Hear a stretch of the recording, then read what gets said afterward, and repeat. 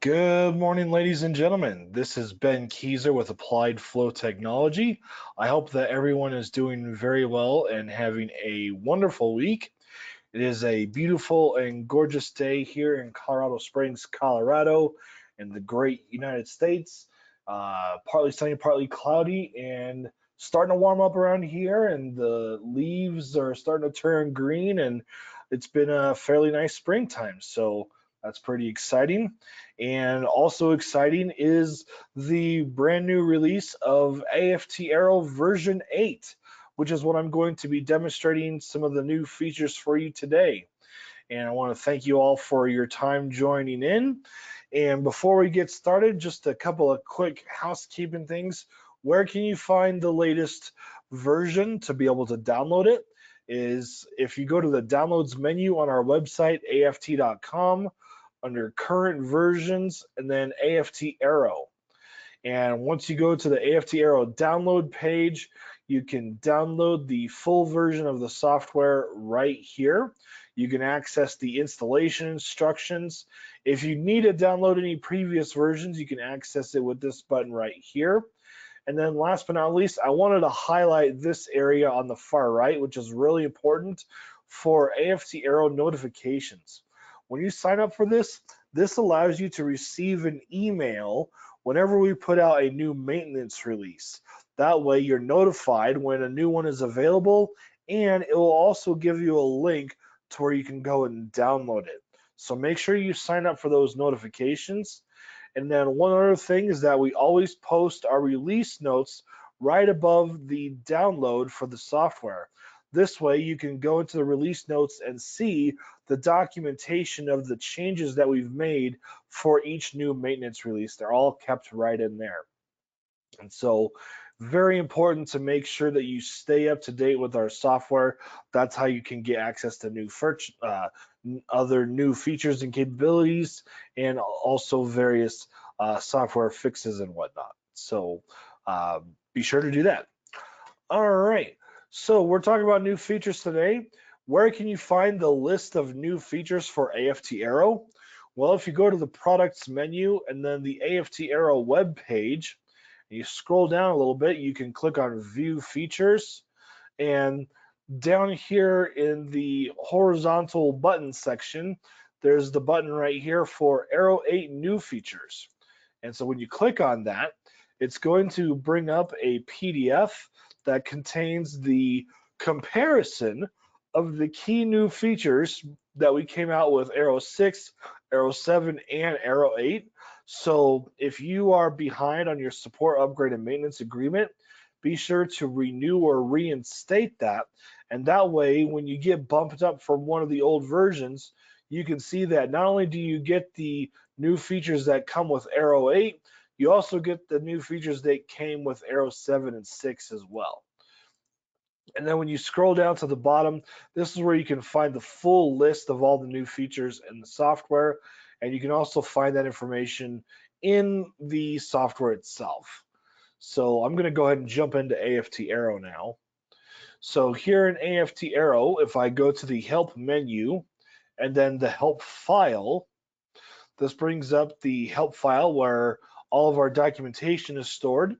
And then in the upper left-hand corner here, there's this first topic, Getting Started with AFT Arrow.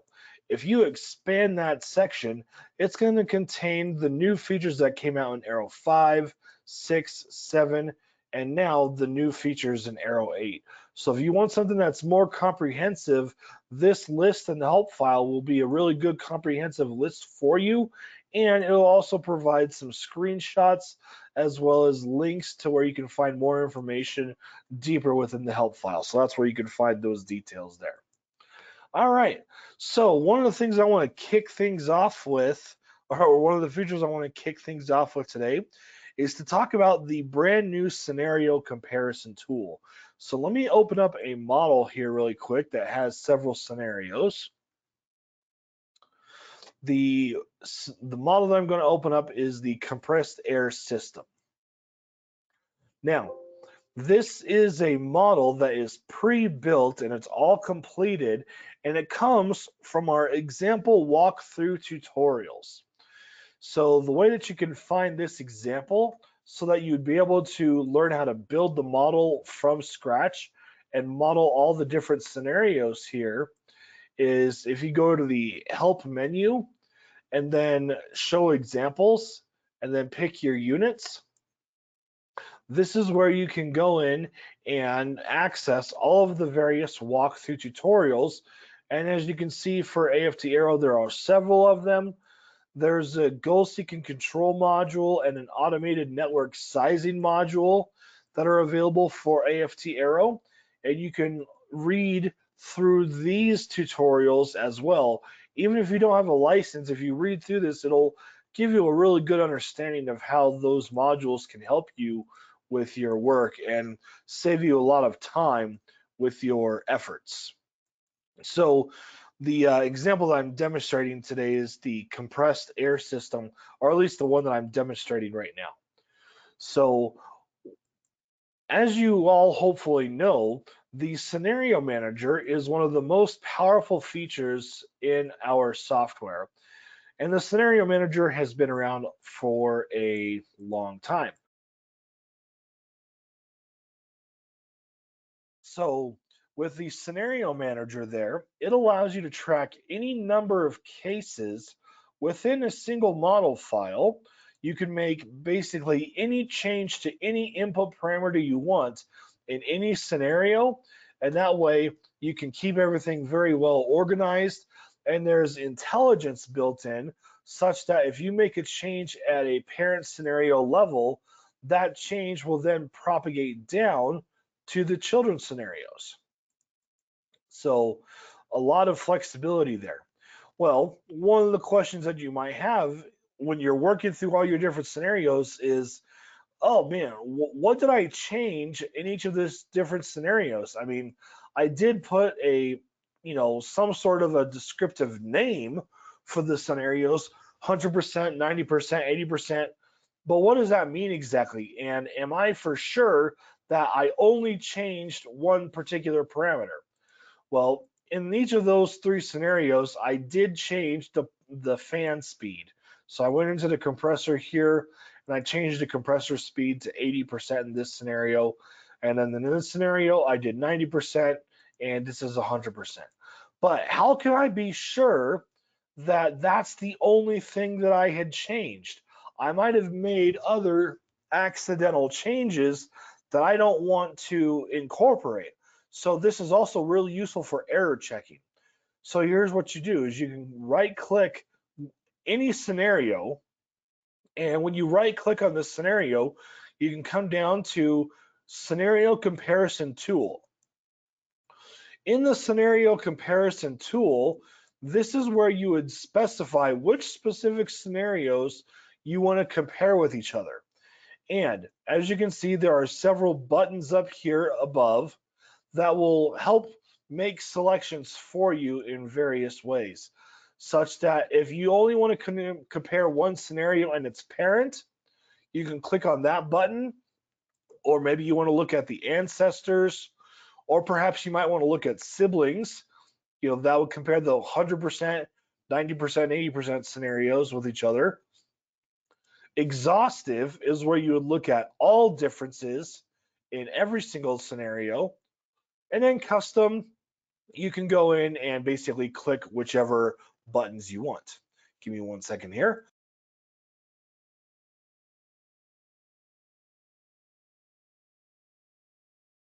All right, just had to rehydrate there.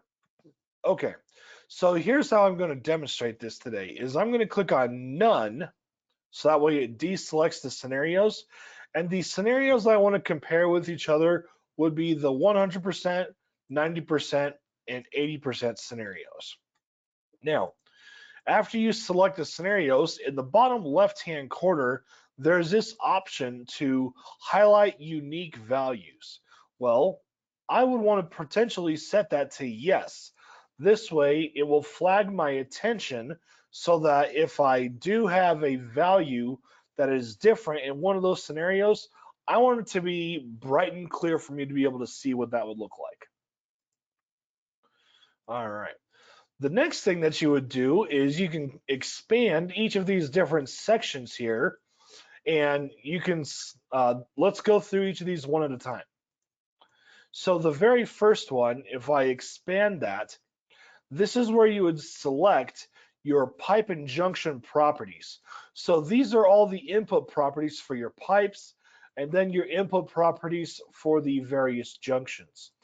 And you've got a little bit more flexibility where you can expand and collapse these sections. That way you don't have to keep scrolling so far. So I can collapse all these accordingly.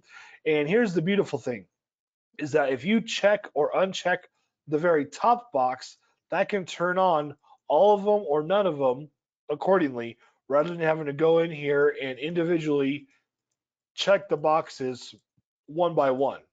You can just check that main box on the heading, and that will check all the boxes for you. So basically, I want to do a very thorough check, and I want to compare every single input parameter for all my pipes and all my junctions. And I want to see which pipes and junctions are different across those three different scenarios.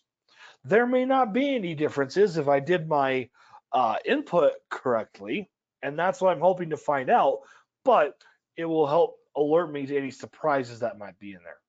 Now, I'm going to collapse that section and go into the next one. Select general properties. So this one is for displaying the solution control tolerances and the system properties. The reason why is because your solution control and system properties very well will change the results that you see. You can change your solution control and your fluid properties in each different scenario. So if I have any changes in any of those solution control tolerances or fluid details, then I want to make sure that I can see where those values change. Then last but not least, select pipes and junctions. So this is where you would specify which specific pipes and which specific junctions you want to compare through the different scenarios. So if there's only a couple of pipes that you care about checking, then you can individually check the boxes for just a couple of things if you like. But we want to do a full check on everything. So I'm going to check all the boxes here, and for the junction side, rather than checking each of these individually here, what I'm going to do is I'm going to click on where it says all. And when you click where it says all, that checks all the boxes for us. All right. So now that I have everything all set up, the next thing to do is to click on Show Comparison. And this is where you can see how things are different. And this is a window that you can maximize. And let's take a look at what's going on here. So on the left-hand side, there are two columns. There's a column for the item, and then there's a column for the parameter. And so the item is your pipes and your junctions, the pump and junction ID numbers. And then the parameter would be exactly that. Now, there's filters for each of these. So there's the filter on the items for looking at either all of your pipes and junctions or only the pipes and junctions that actually have differences. And then we can also choose, do we want to look at every single parameter, or do we only want to look at parameters that have differences? Well, if you're just trying to do a quick sanity check to figure out what specific things are different from each other in your different scenarios, then I would recommend setting both of these to just looking at differences.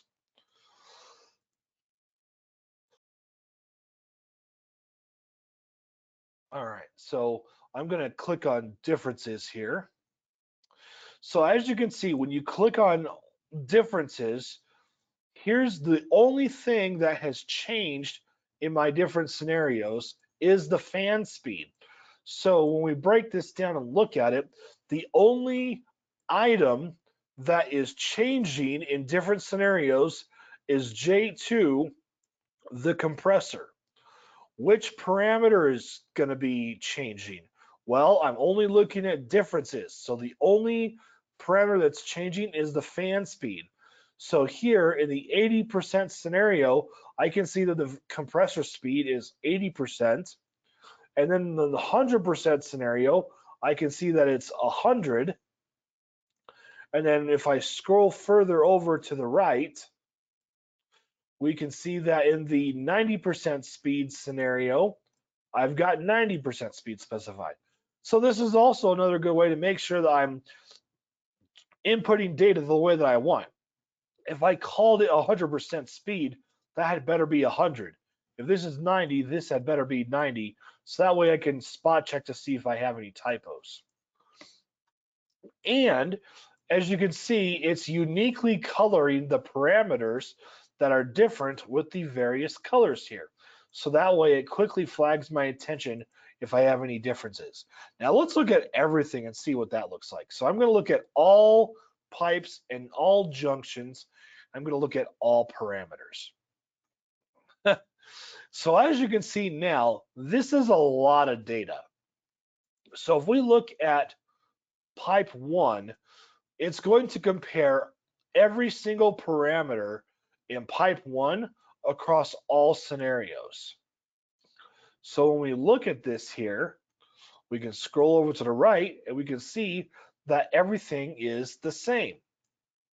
Now, what does this green coloring mean? The green color means that in the item column, all the parameters have the same value. And then when you look at the parameter column, that means that if it's green, it's going to be the same value across all the scenarios. So basically, whenever you see green, that means that your parameters are going to be the same. So just pay attention to that legend down there below so you can know what the color coding means. So if you keep scrolling down, we can see that all of our pipes are the same, which they should be, because when I set this model up, I didn't make any changes to the piping at all. But now we're in the junction section. So J1, that's the atmospheric tank. Here we can see, oh, J2 is the compressor. Well, the compressor is highlighted in yellow because that is an item where at least one parameter has a difference. And when we look in the parameter column, we can see that all of these parameters are colored in green. That means that those parameters are the same in every scenario, but the only parameter that is different is the speed. That's why the speed parameter is colored in yellow. And then, as you can see, highlight unique values is still set to yes.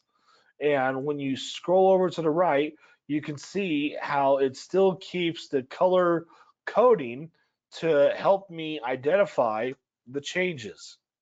So you very well may see a lot of very pretty colors throughout your scenario comparison tool, depending on how things have been developed for you. So if I just keep scrolling down here, nothing is different in any of these other junctions. And then finally, excuse me, we have the solution control tolerances. And if I expand this, this is really useful, especially for AFT Arrow, because tolerancing is very important, and you want to make sure that if it's different in any of the scenarios, that you understand how things are different. Same thing goes for your fluid properties. Now, if you want to go back and modify your comparison, you can simply click on Modify Comparison. That takes you back to the same window that we saw before. And then if you want to be able to have the ability to copy all of this data and put it into a spreadsheet of some sort, then you can do that. You can click on this copy option and paste it right into Excel. And that way you can keep all of your changes in an Excel spreadsheet as well if you want. But here, I suppose if you wanted to print that out, that's fine, but you can see everything right here in the model itself. So that is the scenario comparison tool. Very, very useful. Be sure that you get familiar with using it. And again, how do you get there? Well, simply right click on any scenario and you can pull up the scenario comparison tool that way, or you can go to the tools menu and click on the scenario comparison tool here. All right, one of the next new features that I'm very excited about, it's something that I've been waiting for a long time, and I'm going to pull up another model here to demonstrate it. Let's take a look at the natural gas burner example. All right, so here in this particular example, the new feature I'm going to highlight is with regards to the visual report. The visual report is one of the most useful ways of being able to report your results right on top of the model itself. Now, before I do that, I'm going to scale up my model, because if you look at this, all my pipes and junctions are spaced very, very closely for each other, to each other. So if I want to be displaying input or output data on the pipes and junctions, then there's going to need to be space to be able to show that. So the way that you can easily do this is by scaling up the model from the arrange menu. So if I go to arrange, scale/flip the workspace, I'm going to scale the entire workspace up by 200%. And when I uncheck that box, this is just going to scale everything. So when you need to clear up some space to get your parameters to be able to fit better, simply scale it up. Now I have a lot more space to be able to fit things in.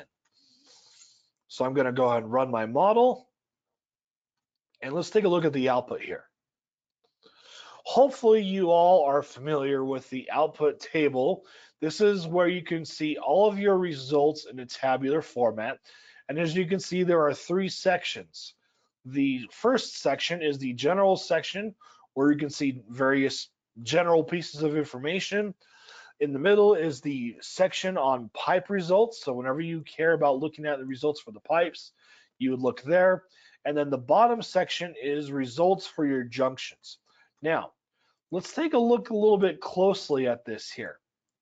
When you take a look, we can see that we have a control valve tab here, and we have a valve summary tab here. We have a heat exchanger summary tab. We have a heat exchanger tab. We have a tank summary tab and a tank tab. So the question is, how are those results different from each other? Well, let me show you.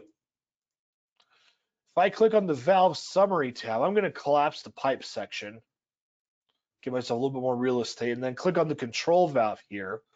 We can see that I have results for my control valves in the top, and then results for control valves in the bottom. Now, when you're simply looking at it, it may not be completely obvious on how these results are different, but here's the key. Let's look at the CV value. For the CV value, we have an estimated CV value of about 25 for each of the different control valves. My question to you is, does a CV value mean anything for a heat exchanger or a tank? Well, the question is, it does not. The CV value has nothing to do with heat exchangers and tanks.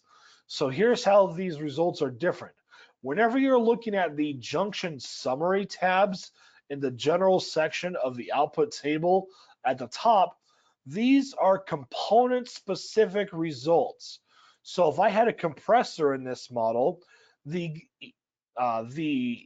efficiency of the compressor would be important to me. So I would find the compressor efficiency in the top general section rather than down below, because efficiency is only pertinent for compressors, not valves or tanks.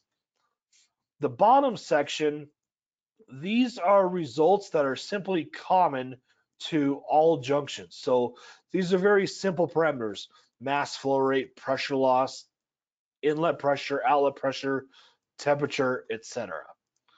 So the key thing is, if you want to know what a component specific parameter is, look in the general section. Also, if you click on the output control button here, this will pull up the output control window where you can dictate which piping parameters are going to be displayed in the list. And then if you want to add additional parameters for the general section, you can do that with each of these buttons here. So if I look at the valves button there, when I click on valves, these are all the component specific parameters for valves. As you can see, open percentage is one of them.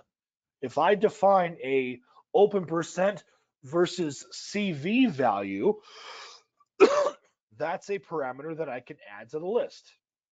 Now, I don't think that I have that in the table yet, so let's just go ahead and add it in really quick.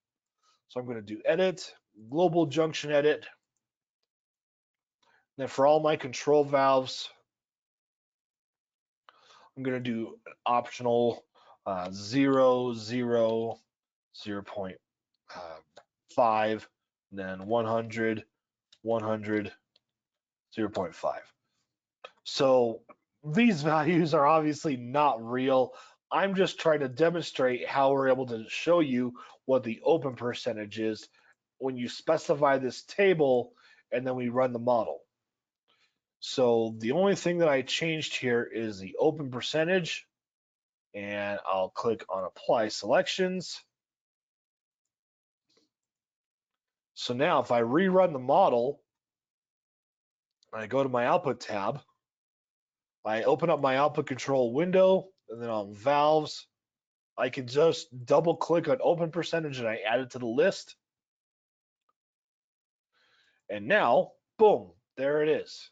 So based upon the CV and XT values, my open percentage here is about 25% open for each of the control valves. Now, let's get into talking about the visual report.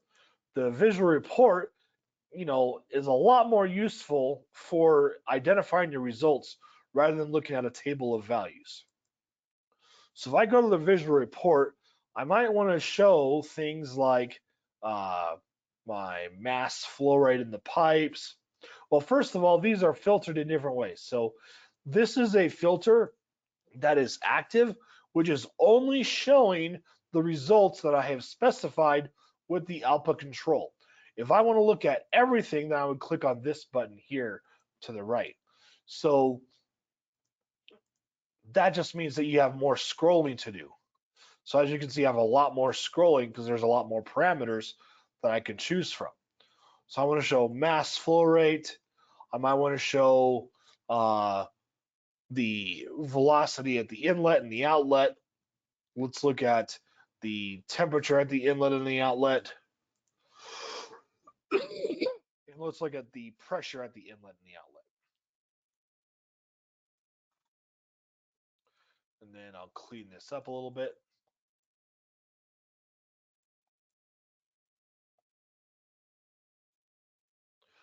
All right. So traditionally, the only parameters that you could look at on the visual report for your junctions are the common junction parameters.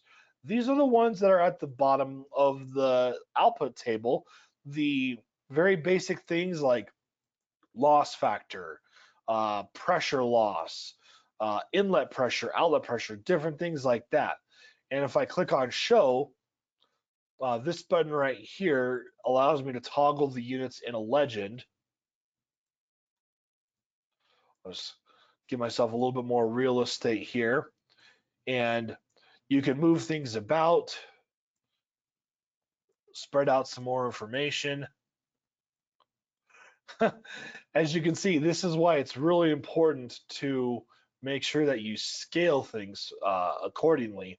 That way you don't have parameters being covered up by other parameters.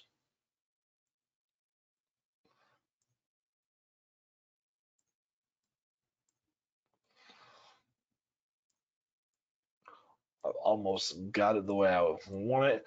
So here's the thing. The only results that you'd formerly be able to identify on your junctions would be from the output table at the bottom section. I would only be able to look at common parameters. But here's the thing. CV values and open percentages are really important for valves. And then for the heat exchangers, you might want to show the heat rate. Well, the heat rate doesn't mean anything for valves or tanks, so we want to show component-specific results on the visual report. So now if I click on the eyeball again, the visual report control, I can instead turn off loss factor and pressure loss if I want to.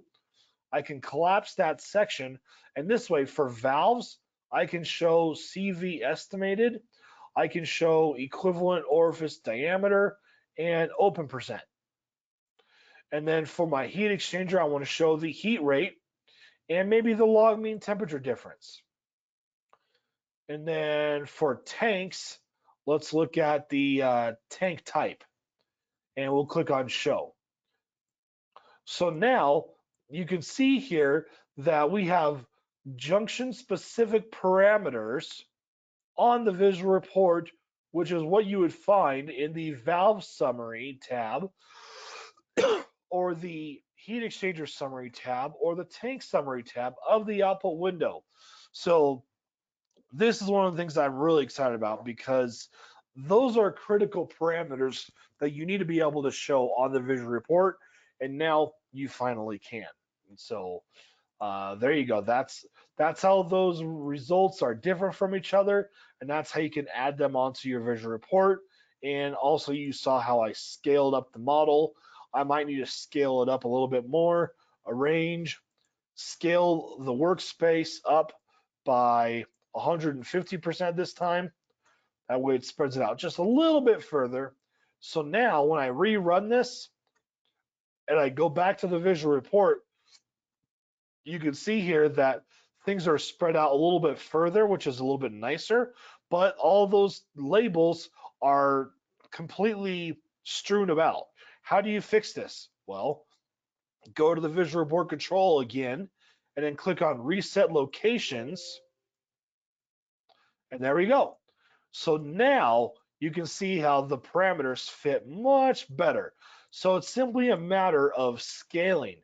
How closely you draw your pipes and junctions to each other is very important. And if you pay close attention to that from the start of when you first start building your model, then it's going to make it a lot easier to show your results right on the visual report here a lot more clearly.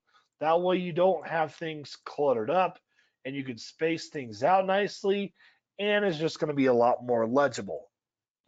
And so there we go. Now I have a much prettier visual report, and I can know exactly what the CV value, the equivalent orifice diameter, and the control valve open percentages for all my control valves.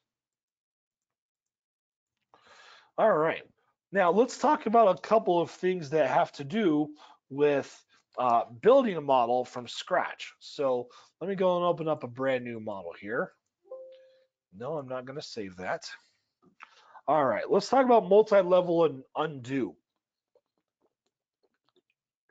So what I'm going to do here is I'm just going to start laying out a whole bunch of junctions. And I'll put in some pipes. Now, if you didn't catch that, what I did is I double-clicked on the pipe drawing tool. When you double-click on the pipe drawing tool, it allows you to draw as many pipes as you want without stopping. Now, as you can see, I have all these extra random pipes here that I don't care about, and I just want to get rid of. Traditionally, what you could do is you can simply select these pipes and then click delete. But oh no, all of a sudden I want them back. Well, if I go to edit, I can undo what I just did. So if you go to edit and then undo, then this is where you can see all of the different actions that I have taken, and you can undo specific things. So if I want to undo adding a certain pipe, I can do that. So if I undo that deletion, bam, they're back. Or I can redo what I just did, and then I can undo it again. So this is one of the things that people have been waiting for a long time is multi-level undo. Now, the thing I want to make very clear is that this is workspace changes only. So if you were to define any of the input parameters for pipes or junctions, those are not things that can be undone. But when you're building and laying out the model, you can undo things like that. Or if you accidentally move something, or if you accidentally delete something, you can undo it. And you can undo it one at a time. So my hotkeys for undo is Control Z. So I can do Control Z, Control Z, Control Z, all the way back to the very beginning of the model. And then I can redo all of it, which is Control Y.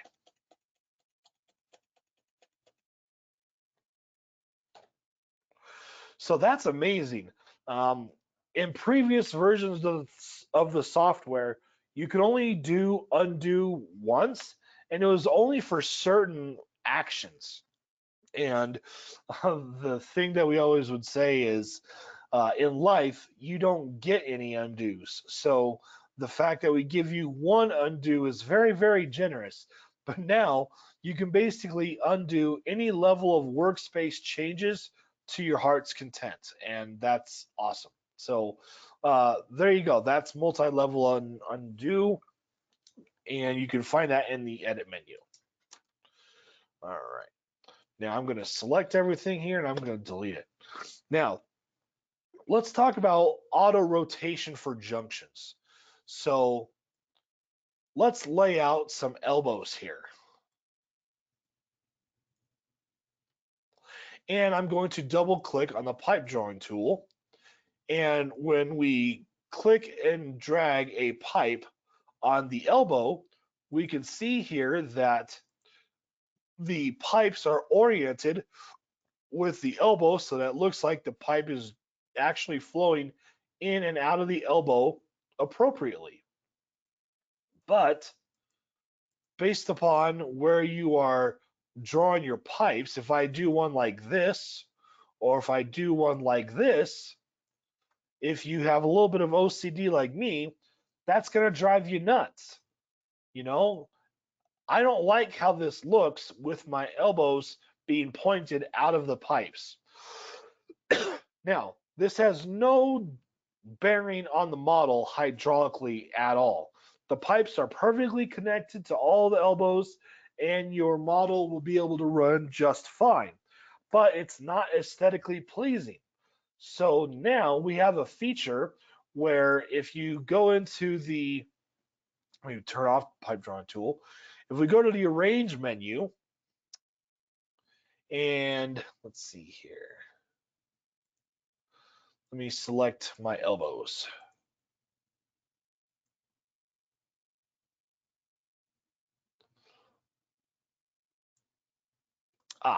Here it is.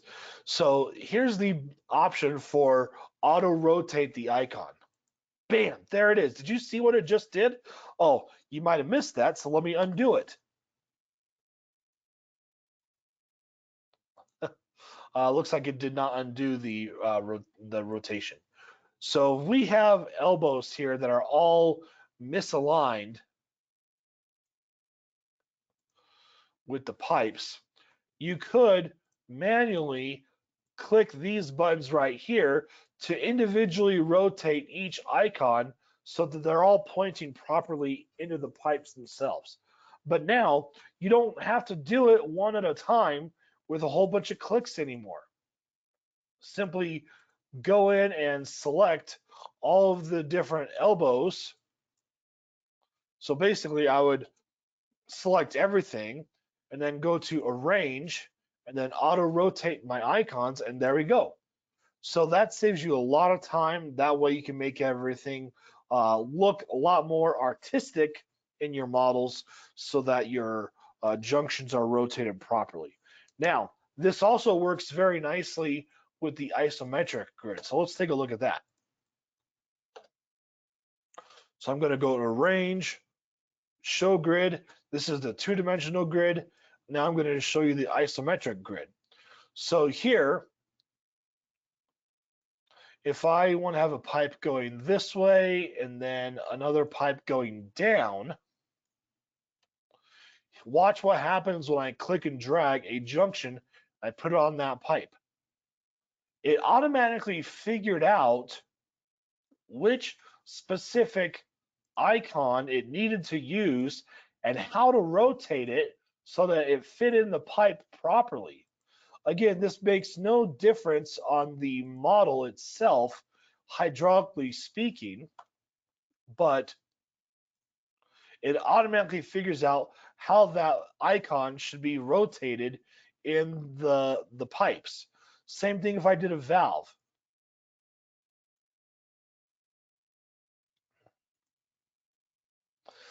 And then it also works for T's. So if I have, let me double click on my pipe there. So if I have a T that's splitting like this, if I click and drag a T right on that spot, bam, look at that. So there's intelligence built in now such that it'll be able to figure out the proper way that your junctions should be aligned with your pipes. That way you don't have to fiddle, especially on the ISO grid, with trying to figure out, okay, which icon do I need and how do I need to rotate that icon so that it fits correctly in the pipe. Arrow 8 will be able to do it for you. All right, so that's really neat. All right, let's talk about another thing here with junctions. And so for that, I'm going to go back to the two-dimensional grid. As I mentioned, when you double click on the pipe drawing tool, you can draw as many pipes as you want. And so that makes it really convenient for being able to draw your model of your piping system. But here's the thing though, what about for junctions? Traditionally, let's say that I had 5 control valves like in that previous model that I showed you for the visual report. Well, I don't want to have to click and drag and then click and drag and click and drag and click and drag. I'll do it one more time, click and drag. That's a bit of a hassle. Wouldn't it be easier if there is a way that you can just place a junction wherever you want, where you click your mouse? And that's something that you can do. So now if I double click on my control valve junction, you see how it's highlighted in blue? That means that that is active. So wherever I click my mouse, that's going to put a control valve. So if you have a really large model with tons of control valves or tons of the same kind of junction, just turn it off by using the escape button. And then maybe now I want to do a bunch of tanks. Double click on the tank, and then you can put these wherever you want. So the ability to double click a junction and lay out as many of them as you want gives you a lot more flexibility on how you are going to build your model. And look at that, I've got tons of them. Now I can do undo to remove every single one of them.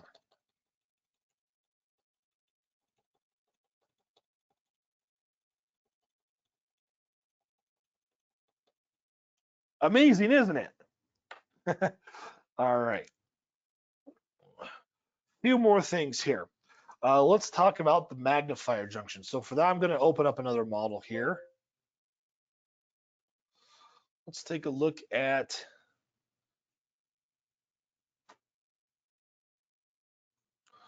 let's see, I'm trying to find well, let's just go ahead and look at the same one I had up before.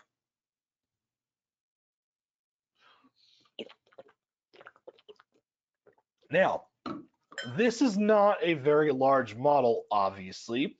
I only have 9 pipes and 10 junctions in my model. So pretend that you had a model with thousands of pipes and junctions. If you have a model with thousands of pipes and junctions, things are going to be spaced fairly close together. You're going to be having to zoom in and out a lot. You're going to have to be panning around your model a lot. There's going to be a lot that you have to do. But let's say that you are way zoomed out and you just want to be able to put your mouse over a certain area of your model to be able to see how things are connected. That's what the magnifier tool here is for. So if I click on that magnifier tool, it turns it on. So now, as you can see, wherever I put my mouse, that's going to show you the valve, and where I move the mouse, this just gives me a magnifying glass to look over those parts of the model.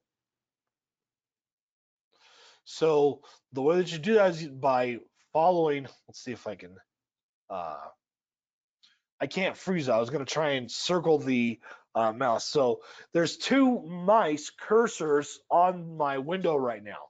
There's the regular one, and then there's the mouse inside the magnifying glass. So they go together. So what you want to do is you want to take the mouse that is not inside the circle and place that over a part of your model, and that's where it will be able to show you where you're magnifying in your model. You can also change your magnifying zoom level, so I can zoom in 50%, 100, or 200%. So as you can see, I'm zoomed in a lot further now. And you can also adjust your magnifier size. So now I have a really big bubble. So if you have a really large model, you might be zooming in a lot and using a large magnifier size, and that way you can see what's going on there. If I double click on that, then it just opens up the property window like normal. All right. Couple more features that I want to show today. One is common design alerts. So if you go to the tools menu, under tools, design alerts, this is where you can create design alerts for various maximum and minimum values on as many parameters as you want. So maybe your system has requirements for minimum temperatures, maximum pressures, maximum velocities, minimum flow rates, etc. You can create those design alerts here. So I can say, you know, my max pressure is 100 psig, and that's going to apply to pipes. The next thing is I would set that to my my parameter, and then specify a value 100, change the units psig, and add it to the list, and then update the design alert. Let's do another one. Create a design alert. I'll call it minimum temperature is 70 degrees Fahrenheit. So this will be temperature, minimum, 70, and add it to the list. So now we can see that I have 2 design alerts that are available, temperature and pressure, and I can pick and choose which pipes those are going to apply to. Now, this is nothing new. Being able to do design alerts like this has been around for a long time in many previous versions of the software.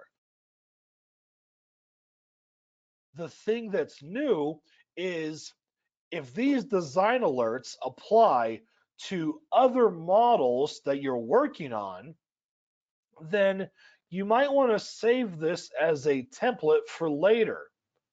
So what I can do is create the design alerts first, like I just did, and then after that, I would click on other actions and then click on save. This is where you're going to save it with a name. And I'll call this pressure and temperature design alert number 1. Well, that didn't do anything. Well, not here, but let's open up another model. So I open up another model and I want to bring in those same design alerts so I don't have to recreate them from scratch over and over again. We go to the Tools menu, Design Alerts. This time, we click on Load, and I'm going to select this Design Alert template, and bam, there it is. So now, my design alerts are reloaded in to my new model, and then once I get pipes on the workspace, I can choose which specific pipes or junctions those design alerts apply to. So that's the thing that's new, is in the other options, or I'm sorry, other actions, you can save and load design alert templates. All right, couple more things here. When you're dealing with compressors, you can specify a centrifugal compressor or a centrifugal fan, and you can have the ability to specify a curve. And you would simply click on Enter Curve Data, and that's where you would specify the pressure increase as a function of your mass flow rate. So here we have your flow rate column and your pressure increase column. But there's other ways that compressors are typically defined, not just in terms of a delta pressure, but they might be defined in terms of a compression ratio. So if you turn on the compression ratio, this is where you'd specify as a percent or a decimal. So this is probably going to be a lot more typical that you would see for compressors, is a ratio, and your inlet conditions are important for making sure that you get your compression ratios properly. And so ISO conditions are going to use air at atmospheric pressure and 59 degrees Fahrenheit. If you want to do different values, then you can do user specified, and you can specify whatever inlet pressure and temperature reference that you want for the compression ratio. So that's one of the new features that you can specify for your compressors and fans.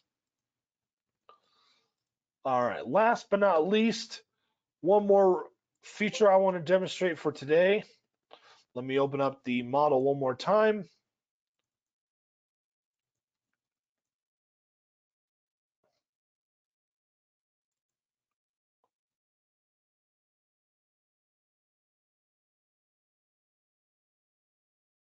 All right, just like when you're in Excel and you're in a table and you want to make a note of a certain cell, well, you can do the same thing on the output window now. So here, if I want to make a note for a velocity, I can right click just like I would in Excel and then say add note. This is a velocity. This is a temperature.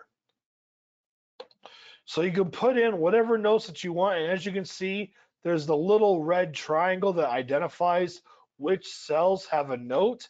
And just like in Excel, if you hover your mouse over it, you can see the note. And then if you click on it, that's where you can edit the note further. Here, this temperature is not bad. There we go. So those are 10 new features that I wanted to demonstrate for you today for AFT Arrow 8. And again, it was not an exhaustive list. If you want an exhaustive list of all the new features and capabilities, go to the Help menu in Arrow 8, and then open up the Help file.